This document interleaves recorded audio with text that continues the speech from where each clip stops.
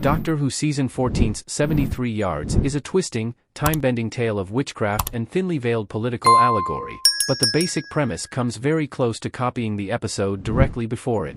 Written by Russell T. Davies, 73 Yards is quite unlike anything Doctor Who has previously attempted across its 60 years of existence. While Dr. Light episodes are nothing new for the modern era, Ruby Sunday living an entire lifetime in a reality where the Doctor mysteriously disappears, and being haunted by the specter of her future self to boot, is a hugely ambitious swing even by RTD's lofty standards. At first glance, 73 Yards is markedly different compared to the Doctor Who Season 14 episode that preceded it, Stephen Moffat's Boom. Whereas Boom took place on a futuristic battlefield, 73 Yards is a Welsh folk story set in the present. Boom is straight-up sci-fi, 73 Yards is a short horror movie. Boom stars Ncuti Gatwa, 73 Yards does not star Ncuti Gatwa. Zooming out and taking in the broader perspective, however, 73 Yards copies Boom in such an overt way that it's amazing both episodes released within the same Doctor Who season, let alone side by side. Doctor Who's 73 Yards premise is eerily similar to Boom. The Doctor really needs to look down.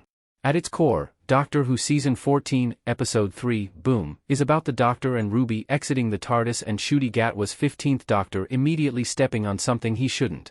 Much trouble ensues, and the entire episode is spent attempting to undo the thing the Doctor stepped on. Doctor Who Season 14, Episode 4, 73 Yards, is about the Doctor and Ruby exiting the TARDIS and Ncuti Gatwa's 15th Doctor immediately stepping on something he shouldn't. Much trouble ensues, and the entire episode is spent attempting to undo the thing the Doctor stepped on. Each episode's toppings may be different, but the dough beneath is virtually identical.